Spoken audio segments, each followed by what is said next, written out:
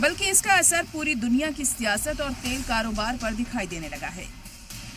America की तरफ से 2 ईरानी टैंकरों पर की गई कार्रवाई के बाद तेहरान ने जिस अंदाज में जवाब दिया, उससे साफ महसूस हो रहा है कि ईरान इस बार दबाव में आने की बजाय सीधे मुकाबले की तैयारी में नजर आ रहा है।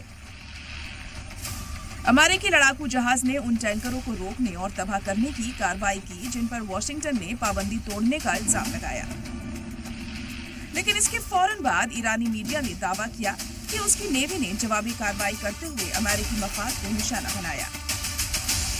यही वजह है कि अब हॉर्मुज का इलाका एक बार फिर दुनिया का सबसे हसास समुद्री रास्ता बन गया है, क्योंकि दुनिया के बड़े हिस्से का तेल इसी रास्ते से गुजरता है और यहाँ मामूली टकराव भी आलमी बाजारों को हिलाकर रख देता है। दुनिया इस हवाले से गवाह बन चुकी है। ईरान की रेवोल्यूशनरी गार्ड्स ने बेहद सख्त लहजे में चेतावनी दी है कि अगर उसके तेल टैंकरों या जहाजों पर दोबारा हमला हुआ तो वेस्ट एशिया में मौजूद अमेरिकी फौजी ठिकानों को निशाना बनाया जाएगा। दिलचस्प पहलू यह है कि बढ़ते तनाव के बावजूद अमेरिका बातचीत के दरवाजे पूरी तरह बंद नहीं करना चाहता। जराये के मुताबिक वॉशिंगटन ने पाकिस्तान के जरिए तेहरान को एक नया प्रपोजल भेजा है, जिस पर ईरान अब भी गौर कर रहा है।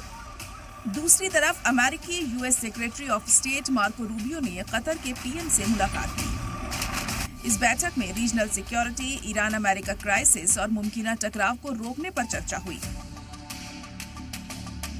बैठक के बाद दोनों ममालिक ने कहा कि वेस्ट एशिया में अमन बनाए रखने के लिए करीबी तालमेल बेहद जरूरी है। The normalizing of their controlling of international waterway is both illegal and it's just something that's unacceptable. And the world has to start asking itself, what is it willing to do if Iran tries to normalize a control of an international waterway? I think that's unacceptable. So, but we're expecting a response from them today at some point. We have not received that yet, as you know, in the last hour, but perhaps that will come. Their system is still highly fractured and a bit dysfunctional as well.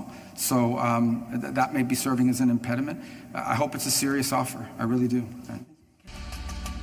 उधर रूस ने भी इस पूरे मामले में अहम दखल दिया है। सदर व्लादिमीर पुतिन ने इंकिशाफ किया कि मॉस्को ने ईरान के एनरिचमेंट यूरेनियम को अपने पास रखने की पेशकश की थी ताकि तनाव कम किया जा सके। पुतिन का दावा है कि शुरुआत में अमेरिका और इजराइल इस स्कीम से राजी थे, लेकिन बाद में अमेरिका पीछे हट गया।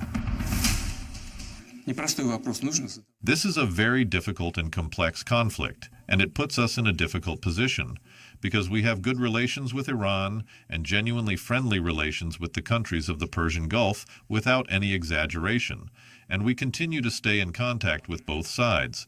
We hope that this conflict can be stopped and as soon as possible.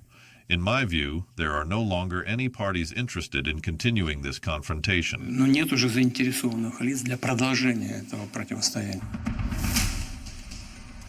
अब हालात ऐसे मोड़ पर पहुंच चुके हैं जहां एक छोटी सी चिंगारी भी पूरे वेस्ट एशिया को बड़े टकराव की तरफ धकेल सकती है। और सबसे बड़ा सवाल यही है कि क्या अमेरिका और ईरान आखिरी वक्त में बातचीत का रास्ता निकाल लेंगे या फिर हॉर्मुज का समंदर एक नई जंग का मैदान बनने जा रहा है। ब्यूरो रिपोर्ट, सलाम टीवी।